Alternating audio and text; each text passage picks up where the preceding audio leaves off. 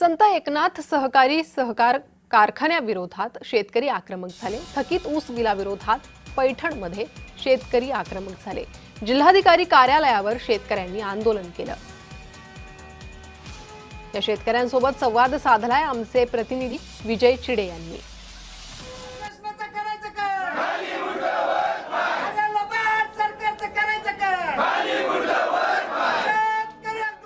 एकनाथ सहकारी कारखान्यामध्ये जर बघितलं तर शेतकऱ्यांचे बिल जे आहेत ते मागील काही महिन्यापासून थकीत आहे। त्यामुळे आता शेतकरी जो आहे तो आता संकटात सापडलेला आहे। शेतकऱ्याचा ऊस जो आहे तो तोडणीला गेलेला आहे, मात्र ते बिल देण्यासाठी जे आहे त्या सहकारी कारखान्याकडून दिले जात नाही। त्यामुळे आता शेतकऱ्याचं मोठं नुकसान जे आहे ते मध्ये झालेलं आहे। त्यामुळे शेतकरी जे आहे ते मागील काही दिवसापासून याचा पाठपुरावा करत असल्याचं पाहायला मिळत होते, मात्र अनेक वेळा जर बघितलं तर पाठपुरावा करूनही आता या बाबतीत शेतकऱ्यांचे बिल जे आहे ते कारखान्याकडून वितरित करण्यात आले नाही। त्यामुळे आता शेतकऱ्यांकडून छत्रपती संभाजीनगरच्या जिल्हाधिकारी कार्यालयामध्ये ठिय्या आंदोलन जे आहे ते सुरू आहे। सकाळपासून जर बघितलं त्या ठिकाणी शेकडोच्या संख्येने शेतकरी जे आहेत ते या ठिकाणी दाखल झालेले आहेत, ठिय्या आंदोलन जे आहे ते करत आहेत।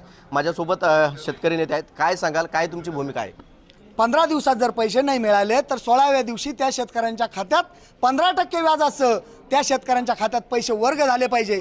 परंतु तसं न होता साखर कारखानदार आणि साखर सहसंचालक, साखर आयुक्त हात मिळवणी करून शेतकऱ्यांना वाऱ्यावर सोडण्याचं काम हे साखर आयुक्त, साखर प्रशासन करत आहे। खऱ्या अर्थानं आज जर आम्हाला न्याय मिळाला नाही तर स्वाभिमानी शेतकरी संघटनेच्या वतीने याच्यानंतर तीव्र आंदोलन छेडावे लागेल आणि त्या आंदोलनाचे परिणाम प्रशासनाला भोगावे लागतील। हा स्वाभिमानी शेतकरी संघटनेचा इशारा प्रशासनाला आहे। जोपर्यंत आम्हाला जिल्हाधिकारी साहेबाकडून काहीतरी आम्हाला आज मिळत नाही, काहीतरी आज आम्हाला आदेश मिळत नाही, तोपर्यंत आम्ही कलेक्टर ऑफिसचा ताबा सोडणार नाही।